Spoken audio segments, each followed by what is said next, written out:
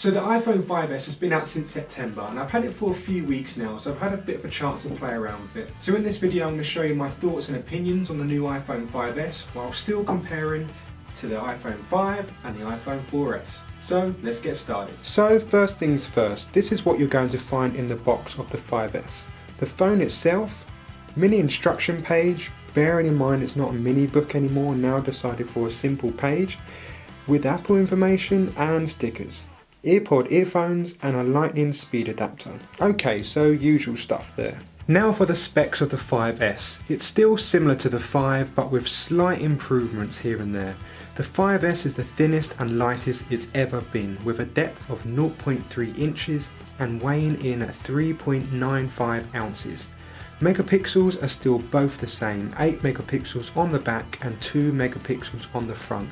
However, there's now a burst mode for taking rapid pictures, slow-mo video recording, and a true tone flash replacing the normal LED flash, capturing more of a warmer picture. There's a much faster processor now with an A7 chip, 64-bit and an M7 Motion co-processor, which pretty much means there's a 1.3 GHz dual-core processor and 1 GB of RAM. Now I know this might not seem a lot compared to other phones on the market with their Snapdragon processors and their 3 to 4 GB of RAM, but Apple doesn't need those big numbers to stay on top because it's still one of the fastest phones on the market, because it knows how to utilize the software and the hardware together. So I'll just do a quick speed test for you. I just mentioned that on all three phones it's connected to my house Wi-Fi. I've pretty much got average speeds and I've closed all background apps, so it's all good to go really. So we're going on a pretty easy website to load. We'll start off on YouTube and see how they all compare.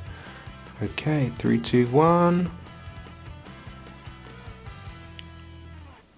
So it looks like the 5S has gone first, and then the 5, and then followed by the 4S. Okay, so those results seem pretty much how they should be. It has a 1570 milliamp battery, when if you compare this to say the Samsung Galaxy S4 or the Note 3, they have about between 2,000 to 3,000 milliamps. So obviously it's a lot smaller. However, for me, I can get about a day to a day and a half charge out the 5S, and it charges up insanely quick. From a flat battery to 100%, it will charge in about an hour or two. It's ridiculous. Now the new thing the 5S has now is the much talked about fingerprint sensor. Now I like the idea about this when I heard about it, because I never put a passcode on any of my previous models, as I simply can't be bothered to put 4 digits into the phone every single time I want to use it. But honestly, now using the fingerprint sensor, it's a lot better. It reads my fingers pretty quickly while still keeping my phone protected from anyone trying to get into it. You can scan up to 10 fingers, so I've got both index fingers and thumbs, and works really well. Here it is without a registered digit. Try again. And here it is with a registered digit. And we're in.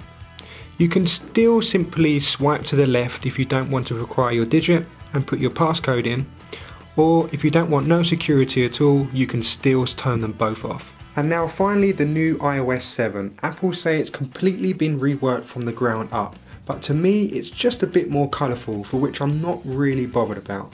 The only good thing about it that I do use is the new settings tab that you can swipe up from the bottom with easy access to turning on Wi-Fi, for example, or even just turn on the torch. It saves a lot of time. The iPhone 5S comes in now 3 colours, your standard silver and grey, but now comes in a new gold colour, which really caught my eye. I've had a black 3GS and a black 4S, which I was getting really bored of, so the white and gold is really refreshing. So now if we put the last 3 generation iPhones together and compare, there's some slight differences. Mainly the height of the 5 and 5S and the depth, as it gradually gets smaller. The buttons are all in the same place, no glass on the back, but now a matte finish.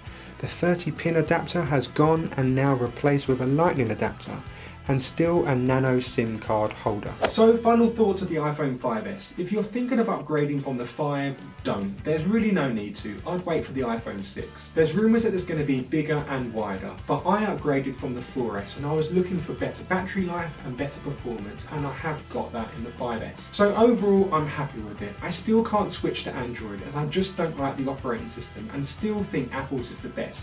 because to be honest, I'm not really bothered about customization and putting stupid widgets on my homepage. Like seriously, do you really need it? So this has been a quick review of the iPhone 5S and just some of my personal thoughts of the phone. If there's any other information you'd like to know and you're thinking of buying it, just drop a message below. I tend to get the S models as I always take out a 2-year contract.